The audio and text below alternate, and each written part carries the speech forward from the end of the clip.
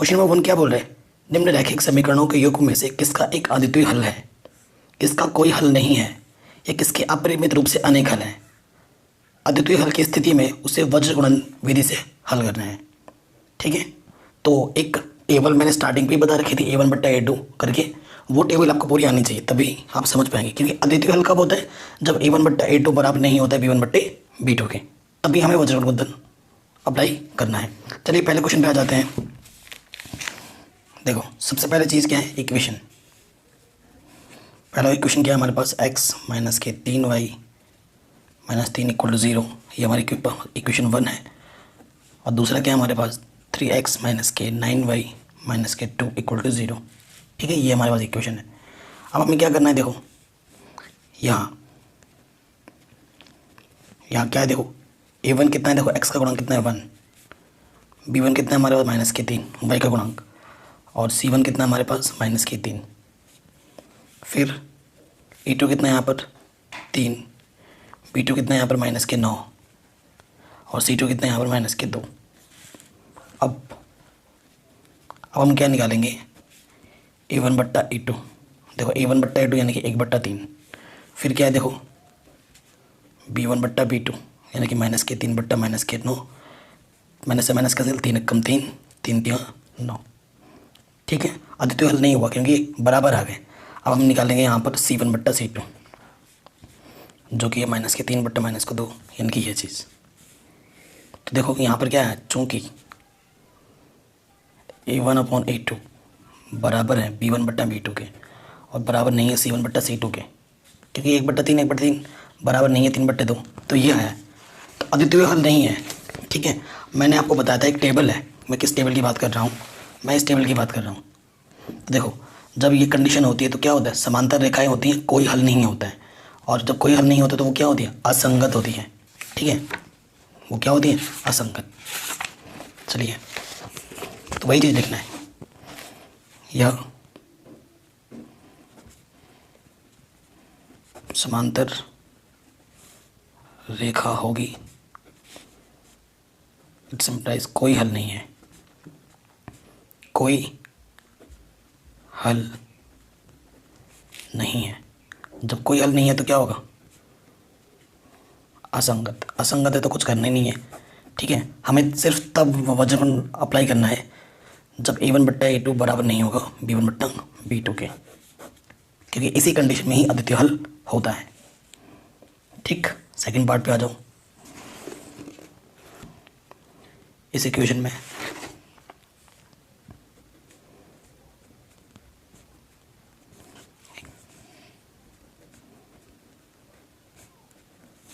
ये समीकरण नंबर 1 है और ये समीकरण नंबर 2 है।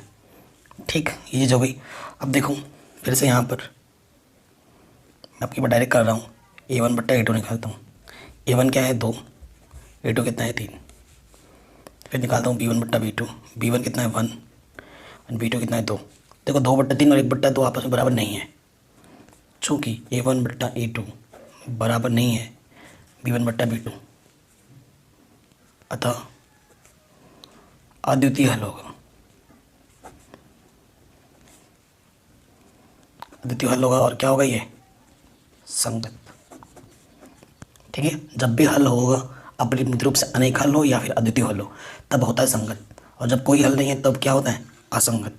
ठीक है, ये अद्वितीय हल है। अब इसको हमें किस विधि से हल करना है, वज्र गुणन विधि से। तो उसके लिए देखो क्या करना है हमें,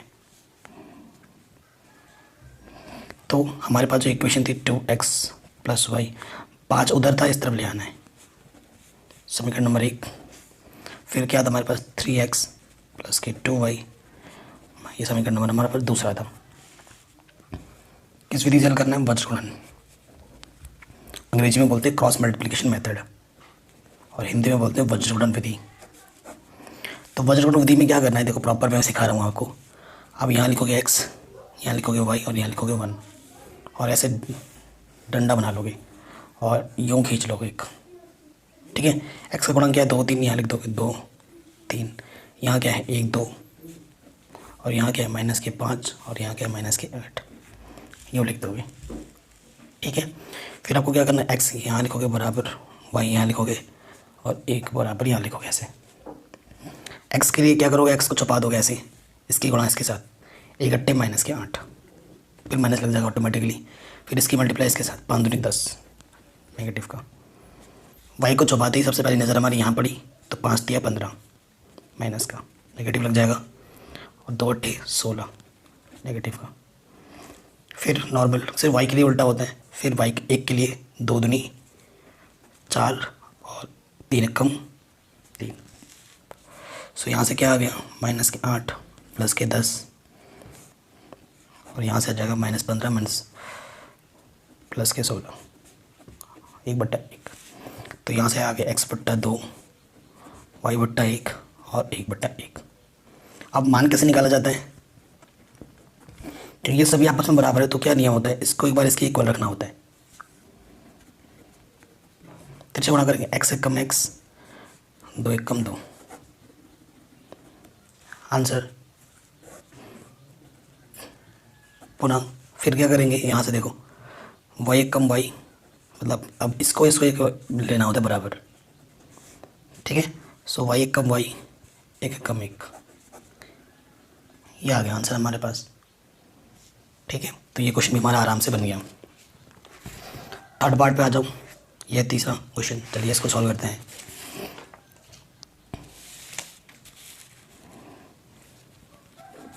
क्या इक्वेशन, 3x माइनस के 5y, 20 है उस तरफ तो इधर ले आएंगे, माइनस के 20 हो जाएगा, समीकरण 1। फिर हमें दे रखा है 6x माइनस के 10y माइनस के 40 इक्वल टू 0, ये आ जाएगा। तो देखो अब a1/a2 निकालेंगे तो क्या हो जाएगा, देखो a1 कितना है 3, a2 कितना है 6, यानी कि 3 कम 3, 3 दूनी 6। b1/b2 निकालते हैं, b1 कितना है माइनस के 5, b2 कितना है माइनस के 10, ठीक।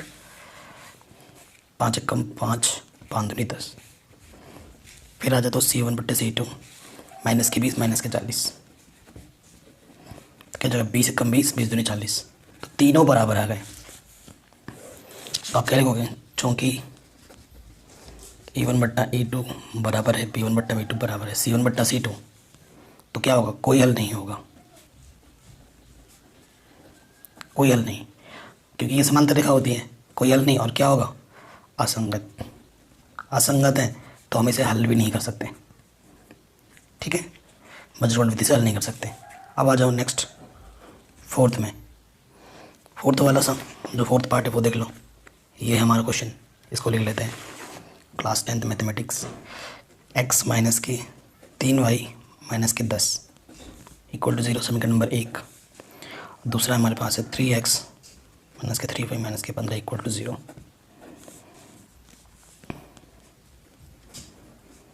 a1/a2 निकालते हैं, तो a1 कितना है, देखो x का गुणांक 1, a2 कितना है 3, ठीक है। फिर देखो b1/b2 करो, b1 है माइनस के 3 और b2 भी है माइनस की 3, तो 3 कम 3।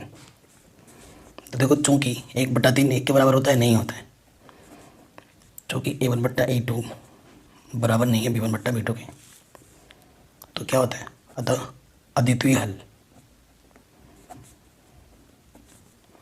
जब अद्वितीय हल है तो क्या ही है, संगत,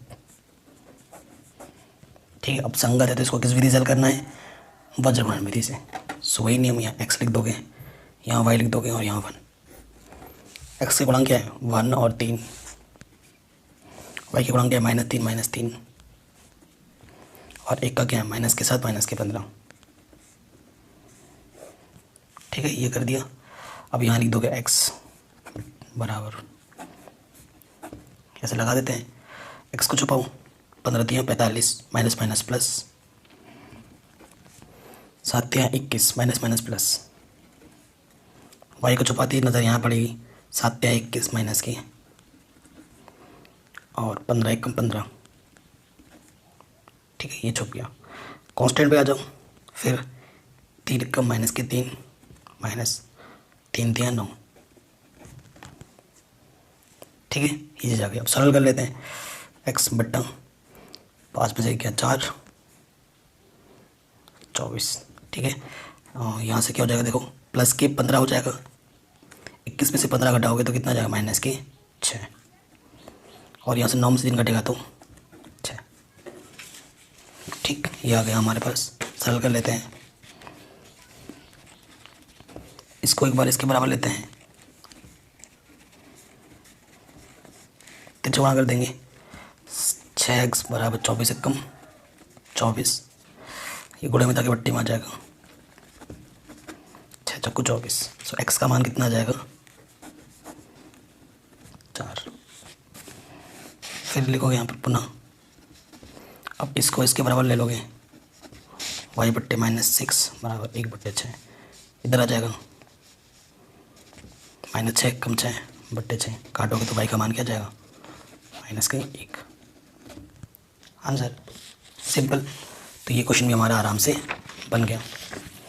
चलिए, अब जो क्वेश्चन मैं बताने जा रहा हूँ वो बहुत बहुत बहुत इंपॉर्टेंट है, और ये एग्ज़ाम में हर बार आता है, इन दोनों में से एक पक्का आता है, चाहे आप किसी भी बोर्ड से क्यों ना हो। क्या बोल रहे हैं, ए और बी के किन मानों के लिए निम्न रैखिक समीकरणों को अपरिमित रूप से अनेक हल होंगे। अपरिमित रूप से अनेक हल होंगे, इसके लिए बात करनी है। ठीक है, बहुत ही इंपॉर्टेंट क्वेश्चन है, मोस्ट इंपॉर्टेंट। समीकरण दे रखा है पहला 2x + 3y बराबर के साथ इस तरफ, तो इस तरफ आके क्या हो जाएगा -7, इक्वेशन नंबर 1। ठीक है, दूसरे वाले पर बात करते हैं। दूसरा क्या है, a - bx + a + by, और यहाँ है 3a + b - k2। ये पूरा नेगेटिव का इधर आके क्या हो जाएगा, सॉरी प्लस का इधर आके क्या हो जाएगा माइनस का।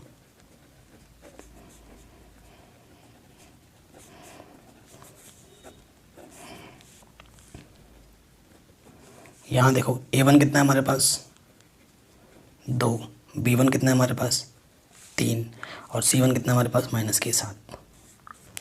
ठीक है, a2 कितना है हमारे पास x का गुणांक a - b, b2 कितना है y का गुणांक a + b, एंड c2 कितना है -k, ये पूरा। ठीक, प्रश्न फिर क्या लिखोगे यहाँ पर प्रश्नानुसार। प्रश्नानुसार क्या लिखोगे, क्वेश्चन में क्या बोला है, अपरिमित रूप से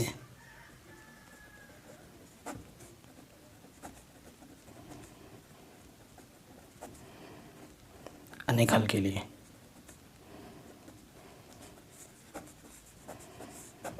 अपरिमित रूप से अनेक हल के लिए क्या होता है कि तीनों बराबर होते हैं। ठीक है, तीनों के मान रख दो, a1 है 2, ये a2, b1 है 3, ये है b2, ये c1 है, और ये है c2। ठीक, नेगेटिव से नेगेटिव कट जाएगा। आपको a और b के मान निकालने तो कम से कम 2 समीकरण चाहिए, तभी हमारा हल हो पाएगा। तो एक बार इसको इसके बराबर ले लो, और एक बार इसको इसके बराबर ले लो, और फिर इसको क्या कर देते हैं हम हल कर देते हैं। तो क्या करेंगे, जब 2/a - b बराबर किसके 3/a + b। ठीक, इसकी गुणा इसके साथ, इसकी गुणा इसके साथ, तिरछा गुणा हो जाएगी, तो ये क्या हो जाएगा 2a + 2b बराबर 3a - 3b। अब a को एक तरफ लाओ, b को एक तरफ ले जाओ, 2b माइनस के इधर के क्या हो जाएगा प्लस का, ये प्लस के इधर के क्या हो जाएगा माइनस का, तो 5b बराबर क्या हो जाएगा a। तो ये पहला समीकरण आ गया। अब इसको हम किस क्वेश्चन नाम देते हैं, ए क्वेश्चन मान दिया। ठीक, पुनः अब हम क्या करेंगे, इसको इसके बराबर लेंगे, तो क्या हो जाएगा, देखो मैं लिख लेता हूँ, जगह नहीं बच रही है।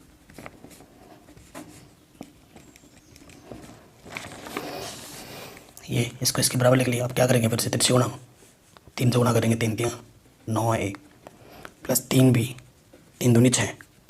ठीक, 7 से करेंगे तो 7a + 7b। ठीक है, ये हो जाएगा। अब a को एक तरफ लाओ, b को एक तरफ लाओ, 9a प्लस का 7 इधर के माइनस के हो गया, 3b माइनस के 7b, और माइनस का 6 इधर के क्या हो गया प्लस का 6। 9 में से 7a घटेगा तो 2a, 3 में से 7b गया तो क्या जाएगा -के 4b 6। 2 देखो क्या यहाँ से कॉमन है, वो माइनस 2 बाहर आ गया, -2 दूनी 4। ठीक, ये 2 गुणे में इधर के क्या हो जाएगा बट्टे में, 2 3 6, a - 2b बराबर कितना जाएगा 3। ये समीकरण हमारा बी है। अब हम क्या करेंगे, ए का मान उठाकर समीकरण बी में रख देंगे। क्या करेंगे, ए का मान रखने पर, ए का मान कितना था हमारे पास 5b, तो यहाँ पर रखेंगे 5b। यहाँ पर ऑलरेडी क्या है 2b, 3। 5b में से 2b घटाएंगे तो 3b, 3 आ जाएगा। यहाँ गुणे में जाके क्या हो जाएगा, बट्टे में 3 कम 3, तो b का मान क्या आ जाएगा 1। चूँकि हमारे पास क्या था, a बराबर 5b था, b का मान क्या है 1, यहाँ 1 रख देंगे तो 5 कम 5, तो a का मान कितना आ जाएगा 5। सिंपल। तो ये क्वेश्चन भी हमारा आराम से बन गया। इसी तरह इसका सेकंड पार्ट है, उसको भी हम करते हैं। बस कंडीशन अलग बोल देगा लेकिन तरीका तो वही है। क्या बोल रहा है क्वेश्चन में कि के किस मान के लिए निम्नलिखित समीकरणों के युग्म का कोई हल नहीं है।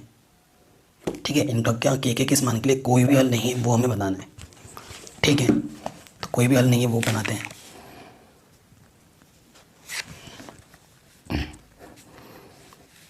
समीकरण क्या दे रखा है, 3x + y = 1 प्लस का वन इधर क्या हो जाएगा माइनस का 1। यह है समीकरण नंबर 1। दूसरा में क्या दे रखा है 2k - 1x।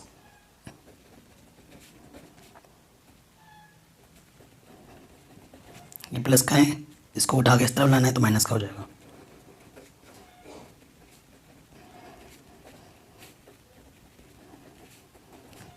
ठीक है, ये चीज़ हो गई।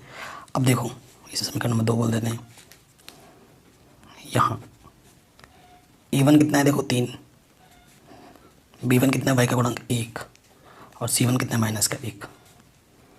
a2 x का गुणांक कितना है 2k - k1, b2 कितना y का गुणांक k - 1 और c2 कितना माइनस k 2k + 1।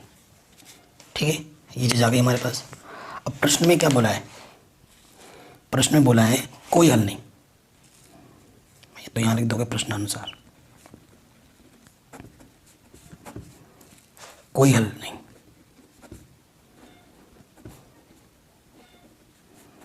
कोई हल नहीं के लिए क्या होता है कि a1 बट्टा a2 बराबर होता है b1 बट्टा b2 के, बराबर नहीं होता c1 बट्टा c2 के। कोई हल नहीं के लिए ये कंडीशन होती है। अब मान रखेंगे तो यहाँ पर 3, a1 का मान a2 कितना है 2k - 1, b1 है 1, b2 कितना है k - 1, c1 कितना है माइनस k 1, c2 कितना है ये चीज़। तो हमें k का मान निकालना है, तो हमें इसके एक पर लेके चलना है। ठीक, जब 3/2k - 1 किसके इक्वल होगा 1/k - 1। ठीक, अब क्या करोगे आप, इसके गुणा इसके साथ माइनस बराबर इसके गुणा इसके साथ। ठीक है, 3 से गुणा करेंगे तो कितना आ जाएगा 3k - 3। किसी भी संख्या को 1 से गुणा करते हैं तो वही रहता है। अब k को एक तरफ लाओ, 3k प्लस का 2k इधर के माइनस का 2k और ये माइनस का 3 इधर का प्लस का 3। 3 में से 2k गया, 1k बचा और 3 में से 1 गया 2, तो k का मान क्या जाएगा 2।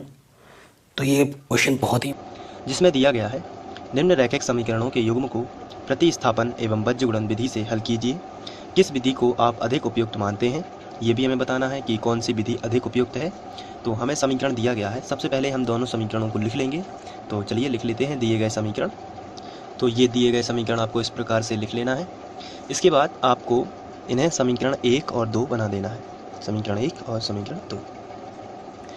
अब हम लोग प्रतिस्थापन विधि से सॉल्व करेंगे। तो प्रतिस्थापन विधि से सॉल्व करने के लिए हम यहाँ पर हेडिंग डाल सकते हैं प्रतिस्थापन विधि से।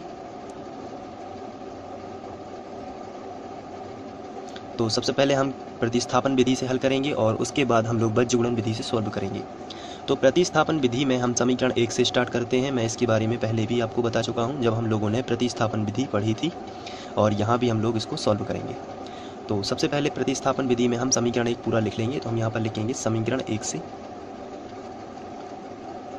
और समीकरण 1 को लिख देते हैं। समीकरण 1 हमारा है 8x धन 5y बराबर 9। ये हमारा समीकरण 1 है, आप यहाँ से देख के यहाँ पर लिख सकते हैं।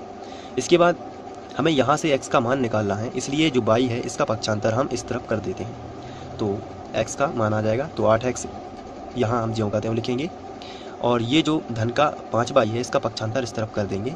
तो सबसे पहले तो बराबर लगेगा, और यहाँ पर जो 9 लिखा है इसको हम ज्यों का त्यों लिखेंगे। अब ये जो प्लस y है इसका पक्षांतर इस तरफ होगा, तो ये हो जाएगा -5y। इसके बाद चूंकि हमें x का मान निकालना है, इसलिए ये जो गुणा वाली संख्या है इसको हम बटे में ले जाएंगे। तो x बराबर हमें मिलेगा 9 - 5y/8। अब हम इसको समीकरण 3 बना सकते हैं।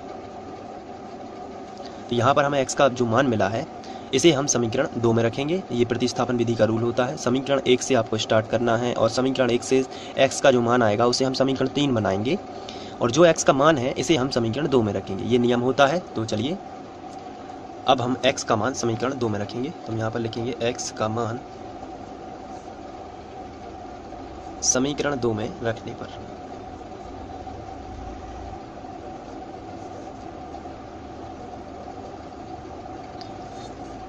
तो समीकरण 2 में रख देते हैं। समीकरण 2 हमारा है 3x + 2y = 4। तो यहाँ पर हम लिखेंगे 3x + 2y = 4। सबसे पहले हम इसी को लिखेंगे। अब इसके बाद हम x का मान रख देते हैं। तो पहले तो ये 3 लिखा है, तो इस 3 को ज्यों का त्यों लिखेंगे, और इसके बाद ये x लिखा है, तो x का पूरा मान है 9 - 5y/8। तो हम यहाँ पर लिखेंगे 9 - 5y/8। इसके बाद प्लस 2y लिखा है, तो हम प्लस 2y लिख देते हैं, बराबर आएगा 4। इसके बाद ये 3 से 8 कैंसिल नहीं हो रहा है, इसलिए हम डायरेक्ट गुणा करेंगे। तो सबसे पहले 3 का गुणा 9 में कर देंगे, तो 9 × 3 = 27 हो जाएगा, और 3 का गुणा 5 में करेंगे तो आएगा 5 × 3 = 15y/8 ज्यों का त्यों, प्लस 2y बराबर आ जाएगा 4। इसके बाद हम LCM से इसमें गुणा कर देंगे। तो इसमें गुणा कर देते हैं। जब भी बीच में धन लगा हो और बटे वाली संख्या और एक तरफ बटे वाली संख्या नहीं है, तो हम LCM करेंगे और LCM से इसमें गुणा कर देंगे, और फिर सबके बटे 8 लिख सकते हैं। तो चलिए अब हम गुणा कर देते हैं। तो 27 लिखा है, तो इसको ज्यों का त्यों लिखते हैं, -15y। अब यहाँ पर हो जाएगा 8 दूनी 16y, और बटे में आ जाएगा 8। अब इसमें इसका गुणा हो गया है, आप देख रहे हैं। अब सबके बटे में 8 आ गया, बराबर आ जाएगा 4। इसके बटे कुछ नहीं है, तो हम 1 कर से और तिर्यक गुणा कर देंगे। तो चलिए तिर्यक गुणा कर देते हैं। यहाँ पे हम 1 का गुणा इसमें करेंगे, तो ये सब ज्यों का त्यों आ जाएगा। 27 - 15y + 16y बराबर, यहाँ इसका गुणा इसमें करेंगे तो आएगा 8 × 4 = 32। इसके बाद हम यहाँ से y एक तरफ कर लेंगे और संख्या एक तरफ कर लेंगे। इसका मतलब ये है कि 15y + 16y ये एक तरफ, और संख्या जो है 32, धन का 27 इस तरफ आएगा, तो माइनस का 27 इसको इस तरफ कर देते हैं। अब यहाँ पर 16y में से 15y जाएगा, तो केवल एक y बचेगा, वो भी प्लस का, क्योंकि प्लस की संख्या बड़ी थी, बराबर। यहाँ 32 में से 27 घटाएंगे तो आंसर आएगा 5। तो यहाँ पर हमें मिलेगा y = 5। ये y की वैल्यू मिल जाती है। अब ये जो y का मान है, अगर हम ये वाला मान यहाँ पे समीकरण 3 में रख देते हैं यहाँ पे, तो x का मान मिल जाएगा। तो चलिए रख देते हैं y का मान समीकरण 3 में रखने पर। तो हम यहाँ पे लिखेंगे y का मान समीकरण 3 में रखने पर। चलिए रख देते हैं।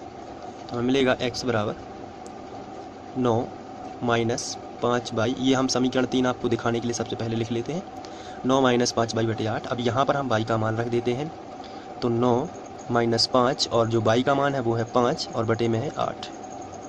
तो यहाँ 9 - 5 = 25 आ जाएगा ये यहाँ पर, और बटे में बचेगा 8, ये 8 ही रहेगा।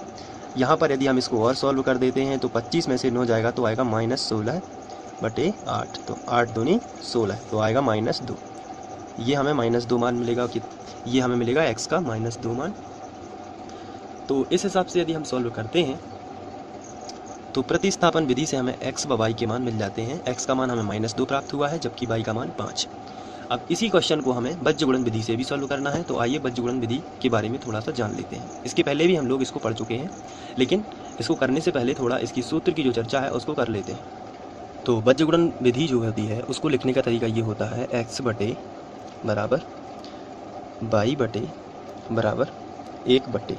आपको सबसे पहले इतना करना है, उसके बाद यहाँ से शुरू करना है आपको BC ऋण BC, फिर C पर समाप्त होगा इसलिए यहाँ से शुरू होगा CA ऋण CA, फिर यहाँ पर A पर समाप्त होगा इसलिए यहाँ होगा AB ऋण AB, फिर यहाँ से 12 21 12 21 12 21, ये आपको यहाँ पर करना। ये फॉर्मूला होता है बज्रगुणन विधि का। तो इस तरीके से आपको बना लेना है, बहुत ही सिंपल है। तो आइए हम दिए हुए समीकरण को बज्रगुणन विधि से सॉल्व करते हैं। तो बज्रगुणन विधि में हमें जो अभी इसके पहले जो हम लोगों ने प्रतिस्थापन विधि से सॉल्व किया है उसको हम बज्रगुणन विधि से भी सॉल्व करेंगे। तो चलिए सबसे पहले हम उसको लिख लेते हैं। ये है 8x + 5y, ये हमारे समीकरण जो हमें दिए गए थे, बराबर 9, ये पहला समीकरण दिया गया था। और दूसरा समीकरण है 3x + 2y बराबर 4। तो हम इनको बज्रगुणन विधि से चूँकि सॉल्व करना है तो इसके पहले हमें इन दोनों की तुलना व्यापक वर्ग समीकरण से करनी होगी। और व्यापक वर्ग समीकरण होते हैं a1x + b1y + c1 बराबर 0 और a2x + b2y + c2 बराबर 0।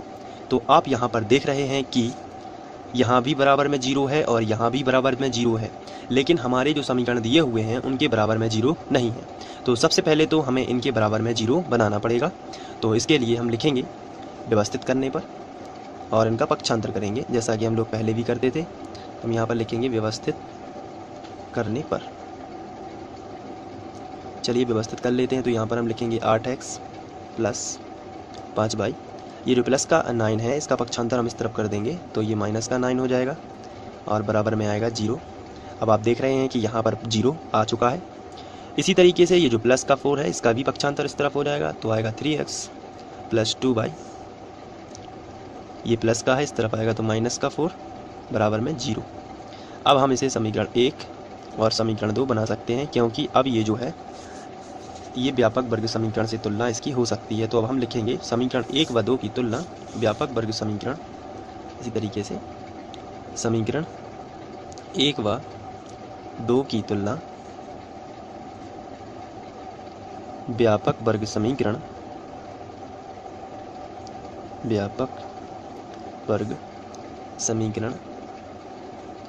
a1x + b1y + c1 बराबर 0 तथा a2x + b2y + c2 बराबर 0 से करने पर।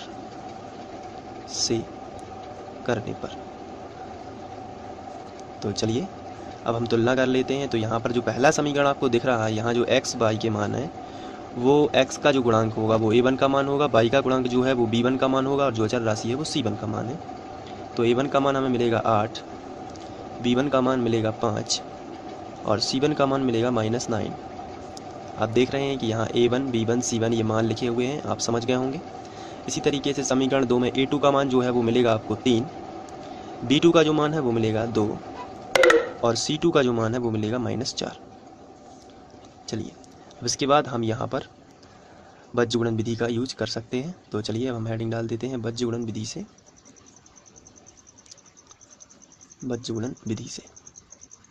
तो बज्रगुणन विधि में x के बटे बराबर y के बटे बराबर 1 के बटे, ऐसा हम सबसे पहले बना लेते हैं। फिर यहाँ पर हम लिखेंगे BC ऋण BC, यहाँ पर लिखेंगे CA ऋण CA और यहाँ पर लिखेंगे AB ऋण AB। इसके बाद हम यहाँ पर लिखेंगे 12 21 12 21 12 21। इस तरीके से आपको ये फॉर्मूला बना लेना है। अब आपको यहाँ पर केवल और केवल मान ही रखना है, जैसे x बटे b1 का मान कितना है 5, तो आप यहाँ पर लिखोगे 5। लेकिन c2 का मान कितना है -4, तो आप यहाँ पर लिखोगे -4। इसके बाद माइनस लगाए तो आप यहाँ पे माइनस लगा दोगे। b2 का मान कितना है 2, तो आप यहाँ पर लिखोगे 2 और c1 का मान कितना है -9, तो आप यहाँ पर लिखोगे -9। ये x के नीचे लग गया। अब हम y का करेंगे तो y बटे c1 का मान कितना है -9, तो आप यहाँ पर लिखोगे -9।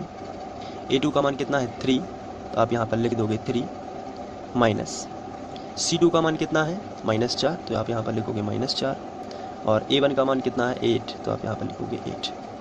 इसी तरीके से आपको यहाँ भी कर देना है 1 बटे a1 का मान कितना है 8, तो आप यहाँ पर लिखोगे 8। b2 का मान कितना है 2, तो आप यहाँ पर लिख दोगे 2 माइनस a2 का मान कितना है 3 लिख दोगे 3 और b1 का मान कितना है 5, तो आप यहाँ पर लिख दोगे 5। बहुत ही सिंपल है ये। चलिए अब आगे बढ़ते हैं। x बटे यहाँ पर हो जाएगा 5 चौके 20 लेकिन -20, यहाँ पर हो जाएगा माइनस माइनस का प्लस और 9 दूनी 18 बराबर। अब हमें मिलेगा y बटे 9 तिया 27, यहाँ पर माइनस माइनस जो होगा प्लस और 8 चौके 32 बराबर। यहाँ हमें मिलेगा 1 बटे 8 दूनी 16 माइनस 5 तिया 15। इस तरीके से सॉल्व कर लेना है। अब हम लोग आगे बढ़ते हैं और यहाँ पर हम देख रहे हैं x बटे हमें मिलेगा -20 और प्लस 18 है तो हमें -2 मिल जाएगा, क्योंकि 20 में से 18 जाएगा तो 2 ही बचेगा, लेकिन बड़ी संख्या का चिन्ह लगा देना है। यहाँ पर y बटे 32 और 27, तो यहाँ पर आप देख रहे हैं कि 5 ज़्यादा है, इसलिए आप यहाँ पर 5 लिखोगे बराबर 1 बटे 16 में से 15 जाएंगे तो 1 बचेगा। अब यहाँ पर यदि आपको x का मान निकालना है तो y को इग्नोर करना है, यानी y को छोड़ देना है, और यदि y का मान निकालना है तो x को छोड़ना है। तो आप यहाँ पर हेडिंग डालोगे x के मान के लिए और यहाँ पर y को छोड़ दोगे, तो आपको मिलेगा x बटे -2 बराबर 1 बटे 1। x का त्रिया गुणा करोगे तो x और -2 का 1 में होगा तो -2 ही आएगा, तो x की वैल्यू आएगी -2। इसी तरीके से आप आगे लिखोगे, यहाँ पर कर देता हूँ मैं y के मान के लिए,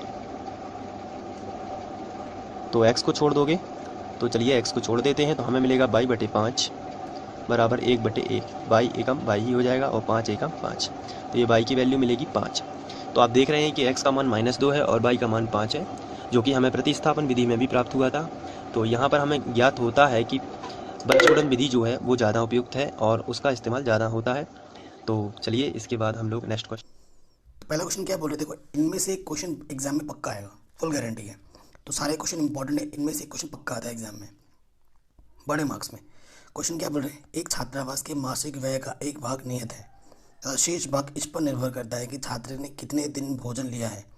जब एक विद्यार्थी ए को जो 20 दिन भोजन करता है 1000 रुपये देता है, जबकि एक विद्यार्थी बी को 26 दिन भोजन करता है, छात्रावास के व्यय के लिए 1180 रुपये अदा करने पड़ते हैं। नियत व्यय और प्रतिदिन के भोजन का मूल्य ज्ञात कीजिए। सो ऐसे क्वेश्चन हमने पहले भी कर रखे हैं। देखो नियत है और एक अतिरिक्त है, ठीक है। तो एक किराया हमारा नियत हो जा रहा है, ठीक है, जब मतलब छात्रावास का मतलब होता है हॉस्टल। क्वेश्चन नंबर हमारा है 4th का फर्स्ट, ठीक।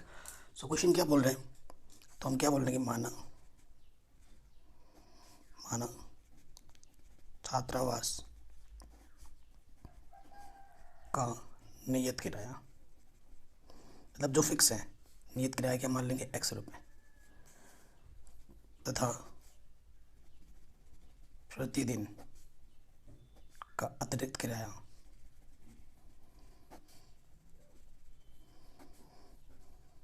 y रुपये, ठीक है, ये हम मान लेंगे। इतना हो जाने के बाद आप क्या करोगे, अब आ जाओगे प्रथम शर्तानुसार।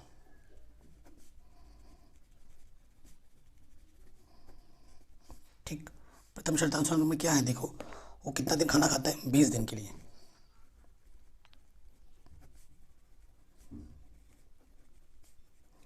बीस दिन के लिए उसको कितना देना पड़ता है, 1000 रुपये।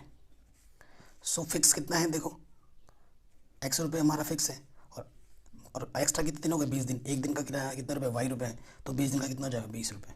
तो कुल राशि कितना देना है, 1000। तो ये पहला समीकरण आ गया। ऐसे ही अब बचाएंगे द्वितीय शर्तानुसार।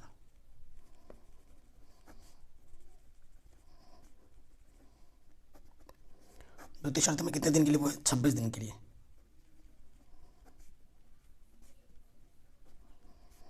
छब्बीस दिन के लिए उसको कितना देना पड़ता है, 1180 रुपये, ठीक है। तो 26 दिन के लिए क्या हो जाएगा, नियत किराया x रुपये, और 26 दिन के लिए क्या हो जाएगा, 26y 1180 रुपये। ये दूसरा एक समीकरण मिल गया हमें। अब हमें इन दोनों समीकरणों को विलोपन विधि से हल करना है और हमें हमारा आंसर मिल जाएगा।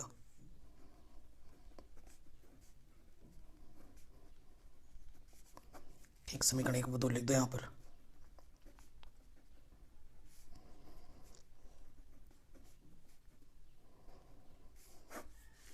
तो x देखो गुणांक बराबर है, बहुत ही आसान हो जाएगा। और चिन्ह समान होने पर क्या करते हैं, घटाते हैं, घटाने पर चिन्ह बदलता है, प्लस माइनस कटा माइनस के 6y, यहाँ से क्या आ जाएगा माइनस के 180, 6 × 18, तो y का मान क्या आ गया, 30। तो एक दिन का खाने का खर्च अतिरिक्त कितना देना है, 30 रुपये। और फिर नियत किराया निकालने के लिए क्या करेंगे, वाई का मान किसी भी एक समीकरण में रख दो। चूँकि x प्लस 20y बराबर 1000, ठीक है, और y का मान 30 है, यहाँ रख दो।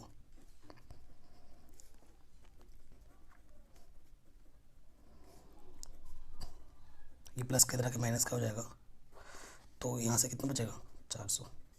सो जो आपका नियत किराया है हॉस्टल का, हॉस्टल में घुसते ही आपको इतने रुपए देने ही हैं, और उसके बाद जितने आप एक्स्ट्रा दिन खाना खाओगे उसको आपको एक दिन का कितना देना पड़ेगा, 30 रुपये। सो ये नियत किराया 400 रुपये हो जाएगा, और अतिरिक्त प्रतिदिन प्रत्येक दिन का जो अतिरिक्त भाड़ा है खाने का वो कितना रुपये हो जाएगा, 30 रुपये हो जाएगा। तो ये हमारे रिक्वायर्ड आंसर है, और ये चीज़ आपको लास्ट में हिंदी में लिख देनी है। ठीक, आराम से हो गया क्वेश्चन। चलिए आगे बढ़ते हैं नेक्स्ट क्वेश्चन में। काफ़ी इंपॉर्टेंट क्वेश्चन देंगे सारे, के इनमें से कोई सब एग्जाम में आ सकते हैं। चलिए नेक्स्ट क्वेश्चन है, एक भिन्न 1/3 हो जाती है जब उसके अंश में घटाया जाता है, और वह 1/4 हो जाती है जब हर में 8 जोड़ दिया जाता है, वह भिन्न ज्ञात कीजिए। ऐसे क्वेश्चन अभी हमने बहुत सारे किए हैं, ठीक है। भिन्न के लिए बात हो रही है तो हम बोलेंगे माना वह भिन्न x/y है ना। वो भिन्न को हमने क्या मान लिया, x/y। आपको पता है ऊपर वाले को अंश बोलते हैं और नीचे वाले को क्या बोलते हैं, हर। ठीक, अब यहाँ पर लिख देंगे प्रथम शर्तानुसार। अगर हमें x और y मिल जाएगा, हम यहाँ रख देंगे तो हमारा भिन्न मिल जाएगा।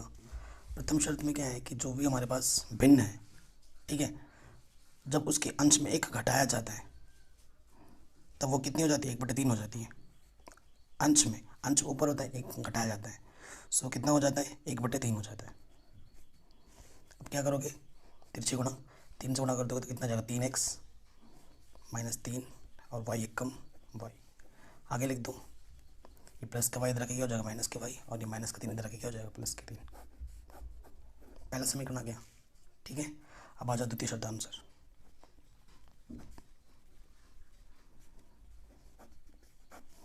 द्वितीय शर्त में क्या बोल रहे हैं, जो भी आपका भिन्न है, ठीक है, 1/4 तब हो जाती है जब उसके हर में 8 जोड़ दिया जाता है। यह हर है नीचे वाला, उसमें अगर 8 जोड़ो तो वो हो जाती है 1/4, ठीक है। सो अब आप कर दो तिरछी गुणा, तो यह क्या हो जाएगा, 4x, और इसको 1 से गुणा करेंगे तो वही रहेगा,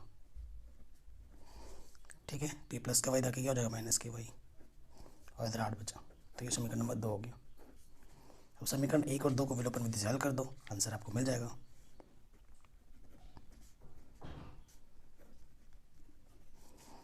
पहला समीकरण क्या है, 3x - y बराबर 3, और दूसरा है 4x - y बराबर 8। सो देखो y के गुणांक बराबर है, आसान हो जाएगा। सो देखो जब भी समान चिन्ह होता है तो घटाते हैं, और घटाने पे चिन्ह बदलता है, प्लस का माइनस, माइनस का प्लस, प्लस का माइनस। ये प्लस का माइनस का घटा, 3x में से 4x घटाएंगे, माइनस का x बचेगा, और यहाँ से माइनस की 5 बचेगा। माइनस से माइनस कैंसिल, x की वैल्यू कितनी आ जाएगी, 5, ठीक है। x का मान किसी भी एक समीकरण में रख दो, यहाँ रखो, वहाँ रखो, यहाँ रख देते हैं, तो 4x का मान 5, y बराबर 8, 4 5 20, ये प्लस का 8 इधर आ जाएगा माइनस के, और ये उधर जाके प्लस का हो जाएगा। 20 में से 8 गया कितना जाएगा, 12, तो y का मान कितना आ गया, 12। अतः भिन्न क्या हो जाएगी, x/y माना था, तो x का मान कितना है, 5, y का मान कितना है, 12, आंसर, ठीक है। ये क्वेश्चन भी हमने आराम से कर लिया है। चलिए थर्ड क्वेश्चन पे आ जाते हैं, थर्ड पार्ट पर। क्वेश्चन पढ़ लेते हैं पहले। कह रहे हैं यश ने एक टेस्ट में 40 अंक प्राप्त किए। जब उसके प्रत्येक सही उत्तर पर 3 अंक मिले तथा अशुद्ध उत्तर पर 1 अंक की कटौती की गई। यदि उसे सही उत्तर पर 4 अंक मिले तथा अशुद्ध उत्तर पर 2 अंक करते हैं तो यश को 50 अंक अर्जित करता। टेस्ट में कितने प्रश्न थे, ठीक है। देखो जब भी आप टेस्ट देते हो तो आपके कुछ ना कुछ प्रश्न होते हैं। पहले मैं थोड़ा सा आपको बेसिक बताता हूँ यहाँ पर थोड़ा सा। देखो अगर सपोज़ करो आपने पूरे सही करने पे आपको सही क्वेश्चन अगर आपका सही होता है तो आपको 2 अंक मिलते हैं। अगर आपने 2 क्वेश्चन सही किए हैं तो आपको कितना मिलेगा, 2 × 2 यानी कि 4 नंबर मिलेगा। और जब आप एक क्वेश्चन गलत करते हो तो आपको वो पूरे मार्क्स काट देता है। यानी कि सपोज़ करो क्वेश्चन गलत करने पे आपको 2 नंबर कटता है एक क्वेश्चन गलत करने पे। अगर आप 2 क्वेश्चन गलत करोगे, 3 क्वेश्चन गलत करोगे तो कितने कटेंगे, 3 × 2 यानी कि 6 नंबर कट जाएंगे। और जब कटेगा यानी कि माइनस होता है, जब आप गलत करते हो तो वो नंबर आपके घट जाते हैं टोटल में से, और आप सही करते हो तो वो जुड़ते रहते हैं। आ रहा है समझ में। तो सही उत्तर के लिए जोड़ और गलत उत्तर पे माइनस लगेगा, ठीक है। तो क्वेश्चन में बोला कितने प्रश्न थे, माना ऐसे लिख दो, माना सही प्रश्नों की संख्या x तथा गलत प्रश्नों की संख्या y। ठीक है, और x और y पता चल जाएंगे, दोनों को जोड़ देंगे तो कुल आ जाएगा प्रश्न, क्योंकि x और y मिला के तो टोटल प्रश्न है ना हमारे, सही और गलत मिला के टोटल प्रश्न है। तो कुल प्रश्न कितने हैं हमारे पास? कुल प्रश्न हमारे पास है x प्लस वाई, और यही हमें क्या करना है? निकालना है। तो उसके लिए सबसे पहले हमें x और y चाहिए। प्रथम शर्तानुसार आ जाओ। प्रथम शर्त में क्या बोल रहे हैं कि 40 अंक प्राप्त करता है जब उसके प्रत्येक सही उत्तर पर 3 अंक मिलता है। सही उत्तर पर कितना मिलता है? 3 अंक, यानी कि एक अंक पे 3 है। हमारे प्रश्न कितने सही? x, तो 3x मिलता है। और गलत उत्तर पर कितना मिलता है? उसको 1 अंक की कटौती होती है। गलत कितना है हमारे पास? y प्रश्न है, तो कटौती होती है 1। एक गलत करता है तो 1 नंबर कटता है, तो 1 गुणा y हो जाएगा। तो उसको कितने नंबर मिलते हैं? 40। समीकरण नंबर 1। ठीक है, ये पहला समीकरण आ गया। द्वितीय शर्तानुसार, द्वितीय शर्त में क्या है कि उसको 50 नंबर मिलते हैं। ठीक है, अगर सही उत्तर पर 4 अंक मिले, मतलब सही प्रश्न की संख्या कितने हैं? x, तो उसको 4x कर देंगे। और गलत उत्तर पर कितना कटता है? 2 अंक कटता है, यानी कि 2y। तो उसको कितना मिलता है? 50 अंक मिलते हैं। ठीक है, तो देखो यहाँ से क्या कॉमन है? 2 कॉमन है। 2 दूनी 4, 2 बाहर आ गया, 2 एक कम 2, यहाँ से y बचेगा 50। यहाँ 2 गुणे में जाके बट्टे में आ जाएगा,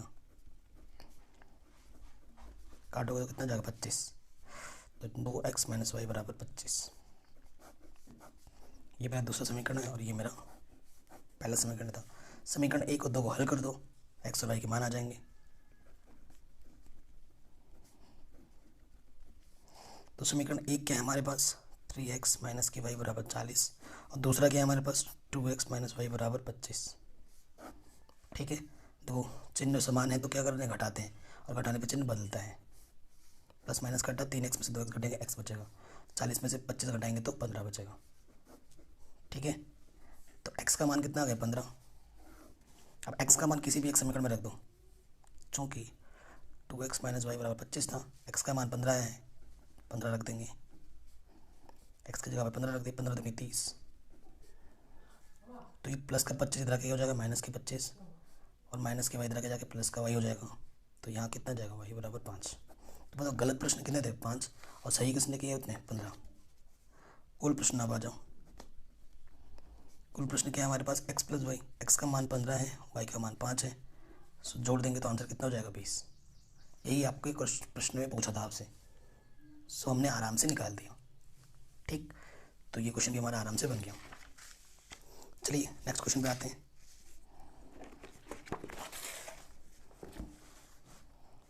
बहुत इंपॉर्टेंट क्वेश्चन है, चौथा।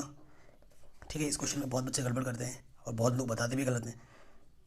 क्या बोल रहा है क्वेश्चन? एक राजमार्ग पर 2 स्थान ए और बी 100 किलोमीटर की दूरी पर हैं। एक कार ए से तथा दूसरी कार बी से एक ही समय चलना प्रारंभ करती है। यदि ये कारें भिन्न भिन्न चालों से एक ही दिशा में चलती हैं तो वे 5 घंटे पश्चात मिलती हैं। यदि वे विपरीत दिशा में चलती हैं तो 1 घंटे पश्चात मिलती हैं। दोनों कारों की चाल की ज्ञात कीजिए। ओके, बहुत ही सिंपल सा क्वेश्चन है।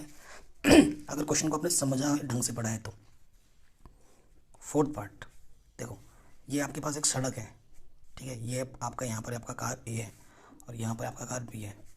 ठीक है, माना ए की जो कार की स्पीड है मान लेते हैं x किलोमीटर प्रति घंटा है, और बी कार की स्पीड हम क्या मान लेते हैं? y किलोमीटर प्रति घंटा। इस कार की स्पीड को हमने ये माना है और इसकी स्पीड को हमने ये माना है। 2 अलग अलग कारें अलग अलग स्पीड से चल रही हैं। ठीक है, और इनके बीच की दूरी कितनी है? 100 है। इनके बीच की दूरी कितनी है? 100 है। अब देखो क्वेश्चन में क्या बोल रहे हैं, जब ये कार दोनों एक दूसरे के विपरीत चलती हैं, तो वो 5 घंटे पश्चात मिल जाती हैं। ठीक है, ये बोला है। और दूसरा केस ये बोला है कि जब कार 1 और कार बी, देखो ये फर्स्ट कंडीशन में ये फिगर बना, दूसरे कंडीशन में देखो ये मैं बनाता हूँ, फिगर बनाने के समझा रहा हूँ मैं आपको। ये कार है, ये कार बी है, ये दोनों एक ही दिशा में चल रहा है। अब ये कार यहाँ से चलना प्रारंभ किया, ये कार यहाँ से इधर चलना प्रारंभ करेगा, तो इनके बीच की जो इनिशियल डिस्टेंस होगी, इनिशियल जो डिफरेंस होगा दूरी का, वो कितना होगा? 100 होगा। क्योंकि इनकी यहाँ से यहाँ तक की दूरी कितनी है, 100 है। अब ये इससे यहाँ से, और इसने एक ही समय चलना प्रारंभ किया, ठीक है, ये इधर जा रहा है और ये इधर जा रहा है, तो बीच की जो डिफरेंस होगी वो कितनी होगी, 100 होगी, ठीक है। अब देखो, प्रथम शर्तानुसार कार ए की दूरी 5 घंटे में, ठीक है। 5 एक की दूरी बराबर क्या होता है, आपको पता है दूरी बराबर क्या होता है, समय गुणा चाल, ठीक है। तो समय कितना है, 5 है, और चाल कितना है, x है। इसी तरीके से कार बी की दूरी 5 घंटे में, वो क्या हो जाएगी, समय 5 घंटा है और चाल हमारा y है, ठीक है। और प्रश्नानुसार इसमें क्या बोला था इसने, प्रश्नानुसार सोचो कि कार ए और कार बी 5x - 5y, कितने, इनके बीच का डिफरेंस कितना है, 100 है, तो ये 100 आ जाएगा। सो यहाँ से कॉमन क्या है, 5 कॉमन है, x - y 100, 5 गुणे में इधर आके भट्टी में आ जाएगा, 5 दूनी 10 0, तो x - y बराबर कितना जाएगा, 20। ये हमारा समीकरण 1 हो गया, ठीक है। अब हमें क्या करना है, द्वितीय शर्त में आ जाना है, दूसरा समीकरण, ठीक है। जब कार एक ही दिशा में हो, ठीक है, एक ही दिशा में जाए, जब ये भी इधर जा रहा है, ये भी इधर जा रहा है, ठीक है, एक ही दिशा में जा रहा है, तो इनके बीच का जो कॉमन डिफरेंस होगा, इनके बीच का जो कुल दूरी होगा वो कितना होगा कितना होगा, 100 होगा, क्योंकि इनके बीच का अंतर कितना, 100 है। अब देखो, 1 घंटे में कार ए की दूरी 1 गुणा x, समय गुणा चाल यानी कि x, 1 घंटे में कार बी की दूरी वो भी कितनी होगी, 1 × y, समय, ये समय 1 घंटा और ये चाल है, तो y, तो कुल दूरी कितनी होगी x + y कितने होगा, 100 होगा, सॉरी। अब हमें क्या करना है, जो समीकरण 1 आया था और ये जो समीकरण 2 है, उन दोनों को सरल कर लो, आपको आपका आंसर मिल जाएगा। समीकरण 1 व 2 से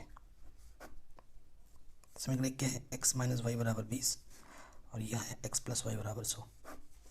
दोनों को जोड़ देंगे तो y से y कटा, 2x बराबर 120, काटोगे 2 गुणे में इधर आके बट्टे में आ जाएगा, 2 × 12 0, तो x का मान कितना आ जाएगा, 60। तो कार एक ही चाल क्या है, 60 किलोमीटर प्रति घंटा, ये पहला आंसर है। x का मान किसी भी एक समीकरण में रख दोगे,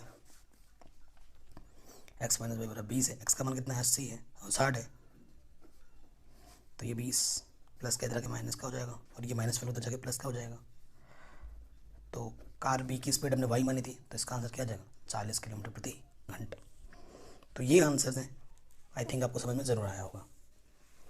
वीडियो को आप रिपीट करके भी देख सकते हैं, अगर एक बार में आपको थोड़ी सी अजीब लगी, दूसरी बार देखोगे तो आपको पूरा क्लियर हो जाएगा, ठीक है। तो ये क्वेश्चन भी हो गए, चलिए आगे बढ़ते हैं लास्ट क्वेश्चन में। ये क्वेश्चन काफ़ी बार पूछा गया, बड़े मार्क्स में, सबसे बड़े मार्क्स में, ठीक है।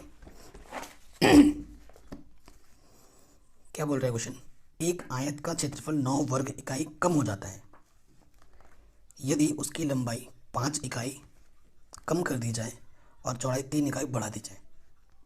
सेकंड कंडीशन बोल रहे हैं, यदि हम लंबाई को 3 इकाई और चौड़ाई को 2 इकाई बढ़ा दें तो क्षेत्रफल 67 वर्ग इकाई बढ़ जाता है। आयत की विमाओं को ज्ञात करना है हमें, ठीक है। बहुत ही शानदार क्वेश्चन है, मैं आपको फिगर बना के समझाऊंगा चित्र की मदद से।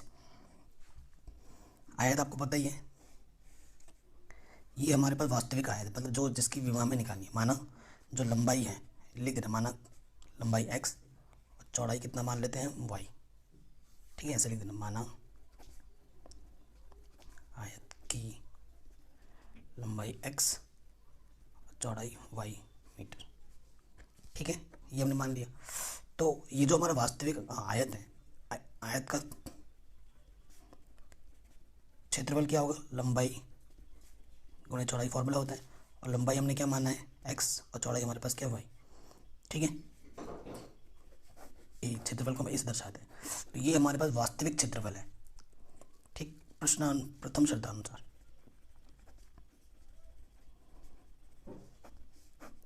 प्रथम शर्त में क्या बोल रहा है, थोड़ा मेजरमेंट चेंज कर रहा है। मेजरमेंट चेंज इसने क्या किया है कि जो हमारे पास आयत है वो तो है ही है। अब क्या कर रहा है, यदि अगर आप उसकी लंबाई 5 इकाई बढ़ा दो, अच्छा कम कर दो, लंबाई पहले x थी, अब कितनी कर दो, x-5 कर दो, और चौड़ाई 3 इकाई बढ़ा दो, पहले y थी अब इस 3 बढ़ा दो, तो इसका नया क्षेत्रफल क्या होगा, नया क्षेत्रफल ये लंबाई गुणा चौड़ाई x-5 y+3, ठीक है, गुणा करो xy प्लस 3x माइनस की 5y माइनस की 15, ठीक है, ये आ गया।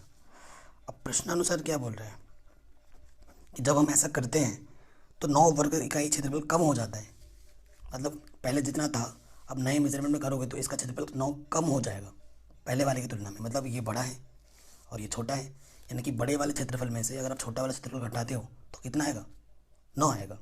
तो यहाँ लिख देना है, ये बड़ा वाला क्षेत्रफल है और ये छोटा वाला क्षेत्रफल है, अंदर ऐसे लिखो, तो ये कितना आएगा, 9 आएगा, ठीक। अब देखो माइनस अंदर गुणा करेंगे तो देखो ये चिन्ह बदल जाएगा, ठीक, इससे ये कटा, और यहाँ से देखो माइनस के 3x प्लस के 5y, ठीक, 9 से 15 गया माइनस के 6, तो इसे हम यही रहने देते हैं, ये हमारा पहला समीकरण आ गया। कोई दिक्कत है, हमने चीज़ों को फॉलो किया जो हमें क्वेश्चन बोल रहे हैं, ठीक, ओके। द्वितीय शर्त में आ जाओ।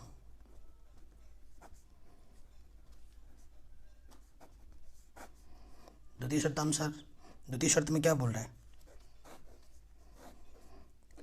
यदि हम लंबाई को 3 इकाई बढ़ाएं, लंबाई पहले x थी अब इसको 3 इकाई बढ़ा दो, और चौड़ाई को 2 इकाई और बढ़ा दें, चौड़ाई को भी 2 इकाई बढ़ाओ, तो क्षेत्रफल में जो वृद्धि होती है वो 67 होती है। जो नया क्षेत्रफल बनता है वो नया क्षेत्रफल, ये लंबाई है ये चौड़ाई है, xy 2x 3y 3 दूनी 6, तो जो नया क्षेत्रफल आता है वो उसमें 67 की बढ़ोतरी होती है, यानी कि ये क्षेत्रफल बड़ा है। अब मतलब इस बड़े में से अगर ये क्षेत्रफल हम घटाते हैं जो पहले था, सो उनके बीच का अंतर कितना आएगा, 67, तो ये लिखना है प्रश्नानुसार ये बड़ा, जो पहले का क्षेत्रफल अगर घटाते हो तो वो कितना आएगा 67, xy से xy कटा तो यहाँ से आएगा 2x प्लस 3y प्लस के 6 उधर जाके क्या हो जाएगा माइनस का 6, तो 61 आ गया दूसरा समीकरण, ठीक है। सो अब इन दोनों समीकरणों को क्या करना है, विलोपन विधि से हल कर लेना है, हमें हमारा आंसर मिल जाएगा समीकरण 1 व 2 से।